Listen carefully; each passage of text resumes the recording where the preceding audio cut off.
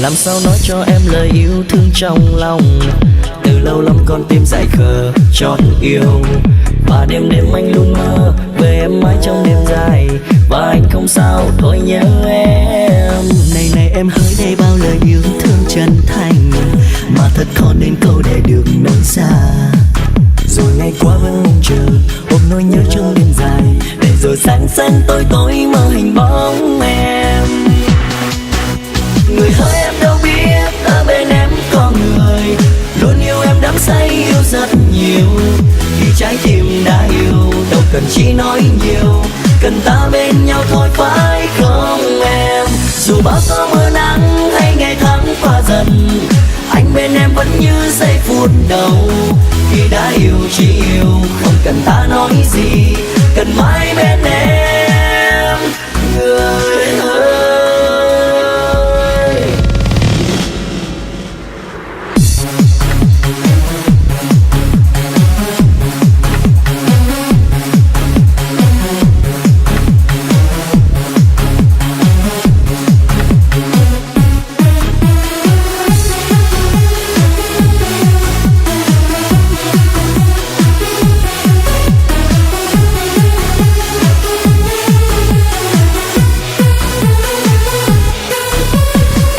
Làm sao nói cho em lời yêu thương trong lòng.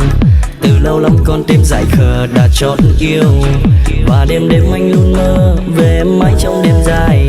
Và anh không sao thôi nhớ em.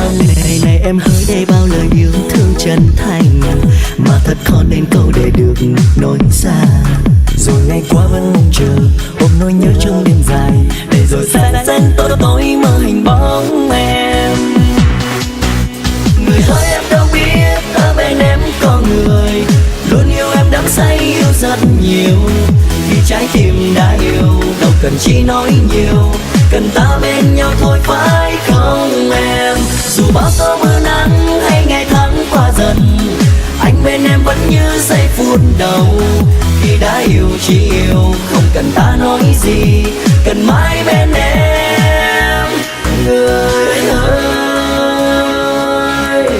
Này người hỡi em đâu biết ở bên em có người luôn yêu em đắm say yêu rất nhiều.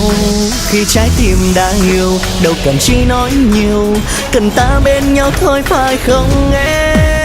Dù bao có mưa nắng hay ngày tháng qua dần, anh bên em vẫn như giây phút đầu.